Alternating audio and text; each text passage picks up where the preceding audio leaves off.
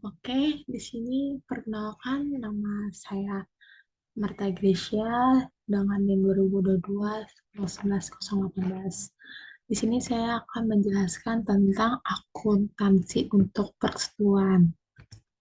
Nah, dalam akuntansi tentang persekutuan kan yang pertama itu ada bentuk badan hukum perusahaan Indonesia nih. Yang pertama itu ada perusahaan perseorangan atau disebut dengan proprietorship. Nah, menurut saya tuh perusahaan perseorangan itu dalam sebuah website atau dimanapun itu adalah jasa profesional yang biasa dimiliki satu orang saja, nggak boleh lebih. Nah, di sini ada kayak beberapa sebutkan. Yang pertama itu tidak ada ketentuan hukum atau dokumen-dokumen formal yang digunakan untuk mendirikan perusahaan perseorangan. Lalu yang kedua itu ada sulit menghimpun modal dalam jumlah besar. Nah, karena itu ada investasi usaha terbatas. Nah, kita kalau menginvestasi usaha dalam perusahaan perseorangan itu nggak boleh lebih, bahkan itu bisa ada batasnya.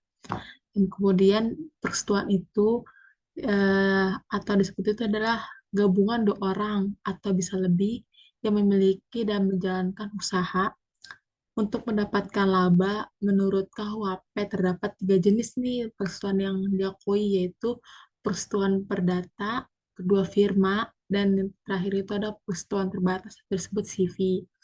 Nah, di sini ada sebutkan lagi. Yang pertama itu ada masa terbatas. Kemudian ada kepemilikan bersama atas properti perusahaan. Nah, yang ketiga itu ada agen kebersamaan. Yang terakhir itu ada entitas yang ditemukan. Nah, ini eh, yang saya ketahui.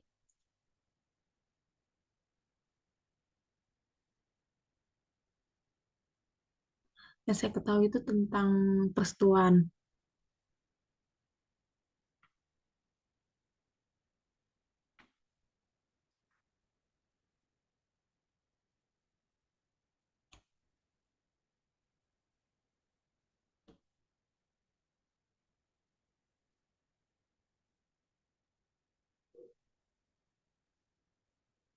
Nah, kalau misal persetujuan itu tuh dalam batas itu ya kayak badan hukum yang jalannya usaha dan memiliki saham, dan itu tidak masa ada waktunya kapan dia habis dan kapan dia akan jalankan.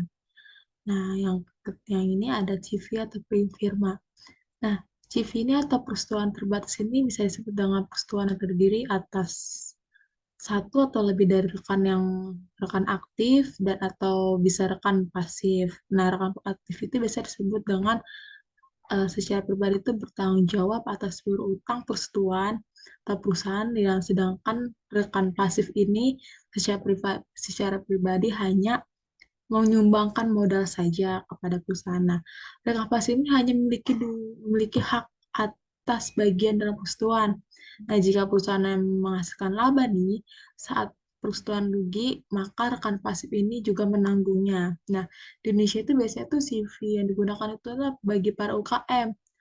Nah, kemudian firma ini tuh bisa disebut dengan FA. FA itu biasanya digunakan pada kantor atau perusahaan yang jasa profesional secara kantor, hukum atau kantor akuntan. Yang berbeda itu CV dengan firma itu menggunakan nama rekan sebagai identitas usaha ada setiap perusahaan.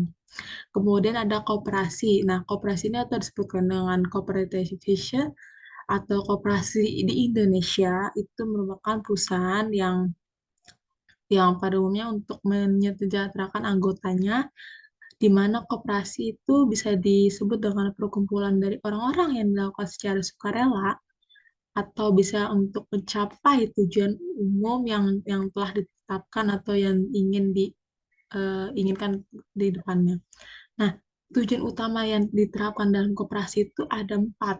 Nah, yang pertama itu ada keanggotaan yang tidak dipaksa karenanya itu harus berdasarkan sukarela yang terbuka. Dan kita kalau membuka koperasi itu nggak boleh secara terpaksa, dan itu harus mengizinkan kepada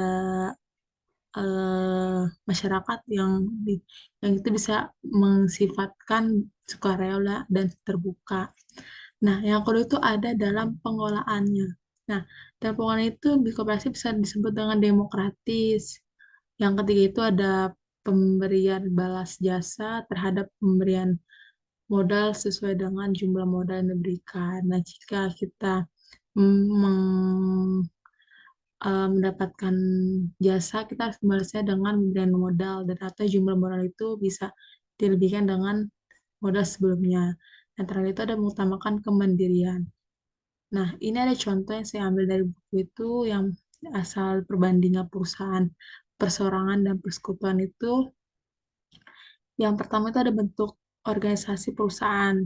Yang kedua itu ada perseorangan, ketiga yang terakhir itu ada persekutuan. Nah, ke kerumitan dalam pendirian dalam suatu perusahaan itu ada sederhana dan komitmen dalam pendirian itu ada sedang dan liabilitas hukum dalam perseorangan dan persekutuan itu nggak terbatas dan maksudnya nggak ada batas waktu. Nah, yang perpajakan untuk perseorangan dan persekutuan itu tidak dikenakan pajak karena dia perseorangan dan gitu dalam diri dan sendiri kayak gitu. Persekutuan kita juga di sendiri nggak kena pajak kalau perusahaan baru terkena dan kemudian ada terbatasan masa. Nah, terbatasan itu eh, dia masanya kapan eh, membayarnya atau berbanding atau eh, komitmen dalam pendiriannya. Yang terakhir itu ada akses modal. Akses modal itu bisa disebut dengan bisa dibatasi dengan jangka yang ditentukan.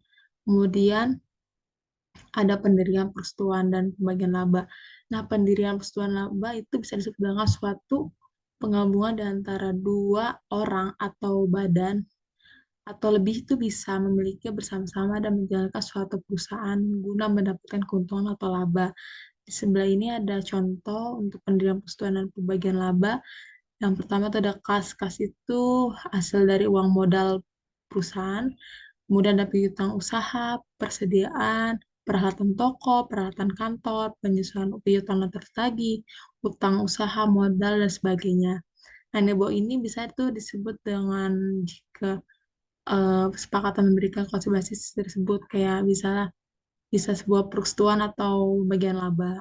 Nah, kemudian ada pembagian laba nih. Pembagian laba itu persetujuan yang dibagi berdasarkan ketentuan dan perjanjian persetujuan jika persetujuan tidak memiliki perjanjian atau jika perjanjian tidak menyentuh mengenai pembagian laba rugi, metode umum untuk pembagian laba persetujuan dibagi menjadi dua. Yang pertama itu ada jasa rekan. Apa itu jasa rekan? Jasa rekan itu bisa sering jadi diakui oleh rekan sebagai pemberian gaji kepada pekerja. Pemberian gaji ini mengabarkan perbedaan atas kemampuan rekan dan waktu yang diberikan kepada postuan. Yang kedua itu ada jasa rekan dan investasi. Apa sih jasa rekan dan investasi itu? Yang saya maksud dan saya pahami sendiri itu adalah perjanjian persetujuan dapat membagi laba berdasarkan tunjangan gaji rekan-rekan dengan jumlah investasi lebih dalam sebuah persetujuan dan dapat mendapat bagian laba persetujuan yang lebih banyak. Dan terakhir itu ada keikutsertaan dan pengunduran diri dari karyawan. Nah, ikutsertaan ini itu bisa sebagai dengan seseorang dapat bergabung dalam persekutuan dengan sebagai berikut. Itu yang pertama itu adalah menyumbangkan aset kepada persekutuan atau perusahaan. Yang kedua itu ada membeli hak dan kepemilikan dari satu rekan atau lebih. Dan kemudian itu seorang rekan itu harus ikut serta dalam pembagian hak milik kita pribadi dari salah satu atau lebih dari rekan, maka total aset dan total ekuitas pemilik persekutuan tidak berpengaruh. Karena ketika seorang ini, si rekan ini baru ikut serta dengan memberikan kontribusi atau aset kepada persekutuan, maka total aset dan ekuitas itu memiliki persekutuan yang meningkat. Sekian dari presentasi dari aku. Sekian dan terima kasih.